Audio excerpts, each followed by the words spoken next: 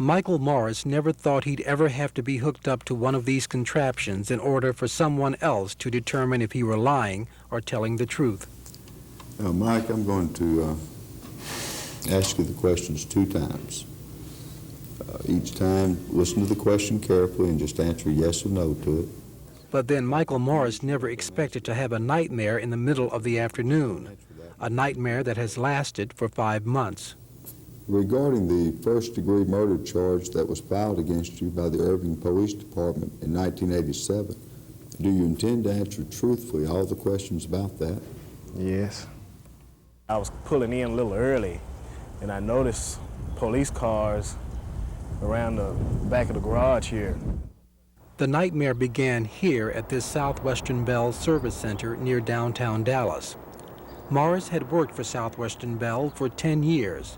For 5.5 years, he reported to this garage. And as I pulled in and parked the truck, they started coming back and came directly to me, and that's when they arrested me. What did they say to you? They just asked me my name, and I told them, and they arrested me. Did they tell you what for? Not until I got in the car and asked them why. And it was one detective told me that I was being charged for murder. I was really in shock. I really didn't know why they charged me with murder. And you still maintain that you know nothing at all about this case? Nothing, no more than what my attorney told me and what I've learned just by dealing with you and my attorney. Morris was arrested in November 1987 for a murder that had occurred 8 months earlier, the night of March 7, 1987. Shortly before midnight on that date, robbers, perhaps 3, came to this warehouse in Irving. They took a tractor-trailer truck which reportedly contained electronic equipment. They also took a guard's security car.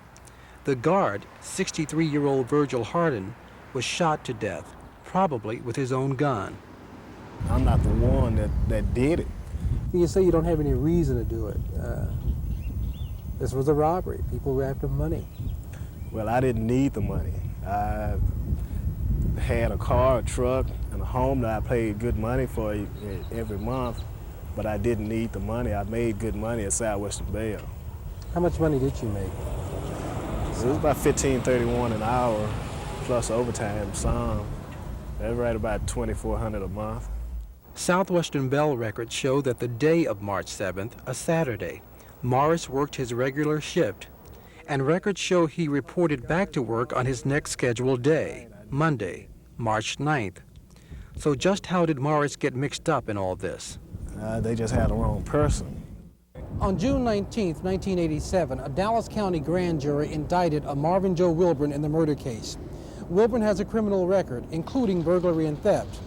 Sources say that Wilburn told authorities that 2 people were involved in the shooting, a Michael Morris and someone called Slim. Slim is still at large, and in September, the murder charges were dropped against Wilburn. He later pleaded guilty to another theft case and was given a 7-year sentence. Do you know Michael Morris? Yes. Vivian King lived next door to Morris in suburban Lancaster at the time he was arrested. She and her husband also were the owners of the house Morris was leasing, with the plan to purchase. She says when Morris wasn't working, he was usually home. Did you see him often while you were staying next door? Yes, I was at home all the time, and between time I go to school and pick up my baby and come right back home, and Michael was there. Okay, so you're saying that generally when he wasn't working, he would normally be around He was at home. He was at home. He was at home. One of the reasons Morris had moved to this house in the country was to get away from the high crime rate in Dallas. After he was arrested, he lost his job, his car, and this house he shared with his girlfriend and her 15-year-old daughter. They were a family until this happened. Morris now lives in South Oak Cliff. This is my mother's house. So you basically lost everything. More or less, I still have my sanity, that's about all. As far as we could find, the Irving Police Department nor the Dallas County District Attorney's Office has any physical evidence or any other kind that we can determine on the Michael Morris you've just met. They didn't even give him a polygraph test. In fact, When we asked the Irving investigator on this case why they didn't give Morris a polygraph examination, he said, quote, "When we know we've got the right man, we don't waste time on polygraph tests." News Edition is convinced the Irving police arrested the wrong man. A Dallas County grand jury indicted the wrong man. And the Dallas County District Attorney's Office almost prosecuted the wrong man. Sit perfectly still. The test is about to begin. On February 2nd, News Edition hired Reggie Ward to administer a polygraph exam to Morris. Ward is an experienced, licensed polygraph examiner whose test results have been used by many attorneys and agencies, including the Tarrant County District Attorney's Office. Did you shoot Virgil Harden at a warehouse in Irving, Texas on the night of March the 7th, 1987? No. Did you go to a warehouse in Irving, Texas during the evening of March the 7th, 1987 for any reason? No. In the case of Michael Morris, was he telling the truth? I would have to say that he was telling the truth on each and every relevant question.